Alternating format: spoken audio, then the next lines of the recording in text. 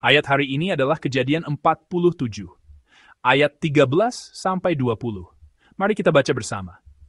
Di seluruh negeri itu tidak ada makanan, sebab kelaparan itu sangat hebat, sehingga seisi tanah Mesir dan tanah Kanaan lemah lesu karena kelaparan itu. Maka Yusuf mengumpulkan segala uang yang terdapat di tanah Mesir dan di tanah Kanaan, yakni uang pembayar gandum yang dibeli mereka. Dan Yusuf membawa uang itu ke dalam istana Firaun. Setelah habis uang di tanah Mesir dan di tanah Kanaan, datanglah semua orang Mesir menghadap Yusuf, serta berkata, "Berilah makanan kepada kami. Mengapa kami harus mati di depanmu? Sebab tidak ada lagi uang." Jawab Yusuf, "Jika tidak ada lagi uang, berilah ternakmu, maka aku akan memberi makanan kepadamu sebagai ganti ternakmu itu." Lalu mereka membawa ternaknya kepada Yusuf, dan Yusuf memberi makanan kepada mereka ganti kuda, kumpulan kambing domba, dan kumpulan lembu sapi dan keledainya.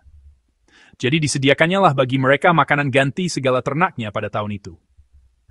Setelah lewat tahun itu, datanglah mereka kepadanya pada tahun yang kedua, serta berkata kepadanya, "Tidak usah kami sembunyikan kepada tuanku, bahwa setelah uang kami habis dan setelah kumpulan ternak kami menjadi milik tuanku, tidaklah ada lagi yang tinggal yang dapat kami serahkan kepada tuanku selain badan kami dan tanah kami.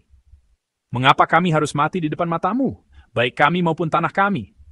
Belilah kami dan tanah kami sebagai ganti makanan, maka kami dengan tanah kami akan menjadi hamba kepada Firaun.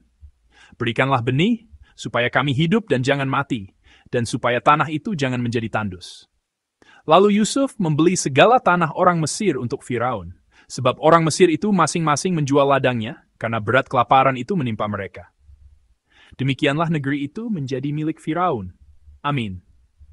Hari ini saya akan menyampaikan firman Tuhan dengan judul Kelaparan yang Semakin Hebat. Firman Tuhan hari ini berbicara tentang situasi kelaparan yang luar biasa parah. Ayat 13 menggambarkannya dengan ungkapan sangat hebat. Dalam bahasa aslinya, kata ini memiliki arti sangat hebat, luar biasa, dan berat. Ini menggambarkan betapa kelaparan pada saat itu benar-benar dahsyat dan tak tertanggungkan. Kelaparan hebat yang melanda seluruh timur. Dekat pada masa itu adalah bencana yang tak terbayangkan. Sebuah kelaparan yang melampaui pemikiran manusia. Seluruh negeri menjadi kering kerontang, dan akibatnya tidak ada lagi makanan yang bisa ditemukan. Orang-orang pasti sangat sulit untuk bertahan hidup. Hari demi hari, mereka semua hidup dalam penderitaan di tengah bencana kelaparan yang semakin parah.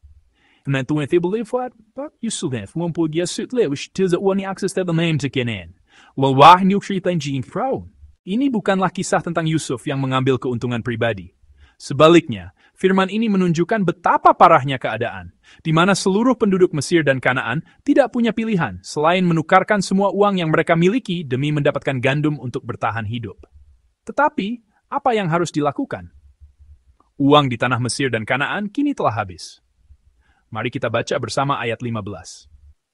Setelah habis uang di tanah Mesir dan di tanah Kanaan, datanglah semua orang Mesir menghadap Yusuf, serta berkata, "Berilah makanan kepada kami.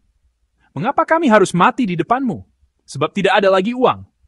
Amin. Uang mereka telah habis. Mereka tidak lagi mampu membeli makanan, padahal kelaparan terus mendera. Betapa menyedihkannya situasi ini. Permohonan mereka adalah sebuah seruan yang memilukan, sebuah ungkapan keputusasaan yang berkata, "Kami tidak bisa mati seperti ini. Tolonglah kami." Lalu Yusuf berkata, "Karena uangmu sudah habis, bawalah ternakmu sebagai gantinya." Maka mereka membawa semua ternak mereka kepada Yusuf. Itulah satu-satunya cara agar mereka bisa mendapatkan gandum dan makanan. Yusuf pun menerima kawanan domba, kawanan lembu, dan keledai mereka, lalu memberikan makanan untuk menopang mereka selama tahun itu. Tahun baru pun tiba. Tetapi apa yang terjadi? Mereka datang lagi kepada Yusuf dan berkata kepadanya. Mari kita baca bersama ayat 18. Setelah lewat tahun itu, datanglah mereka kepadanya pada tahun yang kedua serta berkata kepadanya, "Tidak usah kami sembunyikan kepada tuanku bahwa setelah uang kami habis dan setelah kumpulan ternak kami menjadi milik tuanku, tidaklah ada lagi yang tinggal yang dapat kami serahkan kepada tuanku selain badan kami dan tanah kami." Amin. Mereka telah memberikan segalanya. Uang sudah habis, ternak pun sudah diserahkan. Sekarang, tidak ada lagi yang bisa diberikan, tetapi kelaparan masih terus berlanjut. Apa yang harus mereka lakukan? Yang tersisa kini hanyalah tubuh dan tanah mereka. Dalam keputusaan, mereka berseru, "Apakah Tuhan akan membiarkan kami mati Jangan biarkan kami dan tanah kami binasa. Sekali lagi, mereka mengajukan permohonan yang memilukan. Akhirnya, semua orang yang menderita karena kelaparan terpaksa menjual tanah mereka. Mereka tidak punya pilihan lain. Inilah gambaran situasi yang dipaparkan dalam firman Tuhan hari ini. Ketika merenungkan nas ini, seringkali pikiran kita tertuju pada pelajaran-pelajaran yang umum. Seperti, kita harus mempersiapkan segala sesuatu sebelumnya. Atau, saya harus dipakai Tuhan seperti Yusuf. Atau, saya harus menjadi orang yang memberi, bukan yang meminta. Namun, saat mempersiapkan firman untuk ibadah subuh ini, Tuhan memberikan sebuah perenungan yang berbeda di hati saya. Perenungan seperti apa? Saya melihat bahwa kelaparan yang hebat ini sesungguhnya adalah gambaran dari kehidupan kita. Jika kita renungkan, bukankah hidup kita seringkali terasa sesak, penuh frustrasi dan sulit? Rencana yang tampaknya akan berhasil, ternyata gagal. Harapan yang kita genggam seringkali kandas. Bukankah hidup kita ini terasa seperti rangkaian kesulitan yang seolah tiada akhir? Sama seperti bangsa Mesir yang tidak berdaya di hadapan kelaparan, seringkali kita pun merasa tidak berdaya di hadapan berbagai kesulitan hidup. Bayangkan betapa sulitnya keadaan mereka di hadapan kelaparan itu. Sungguh sangat memilukan.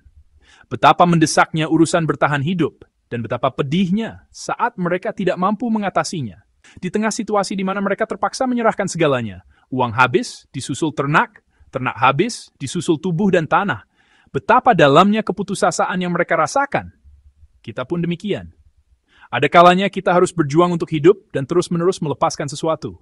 Terkadang rasanya seolah-olah semuanya direnggut dari kita. Pernahkah Anda berdoa seperti ini? Tuhan, sampai kapan Engkau membiarkan aku jatuh? Apalagi yang akan Engkau ambil dariku? Pernahkah Anda berdoa seperti itu? Saya sering mendengar doa serupa dari jemaat kita. Dan saya dapat merasakan betapa frustrasi, berat, dan memilukannya keadaan mereka. Ketika kita harus menyerah, menanggung, atau melepaskan segala sesuatu yang kita miliki, perasaan seperti itu seringkali muncul. Mungkin itu krisis ekonomi, krisis hubungan, atau krisis kesehatan. Ada begitu banyak kesulitan. Terkadang, kita dihadapkan pada situasi di mana kita sama sekali tidak berdaya. Kita mencoba bertahan, terus bertahan. Tetapi ada saatnya kita merasa benar-benar tidak sanggup lagi. Kita kembali berpikir, sampai kapan aku harus jatuh? Apalagi yang harus hilang? Dalam situasi seperti ini, sangat sulit untuk tetap berani dan teguh. Melewati masa-masa seperti itu sungguh tidak mudah. Tetapi, saudara-saudari terkasih, kita tidak boleh hanya berfokus pada situasi. Kita harus memandang Tuhan yang hadir di tengah kesulitan itu.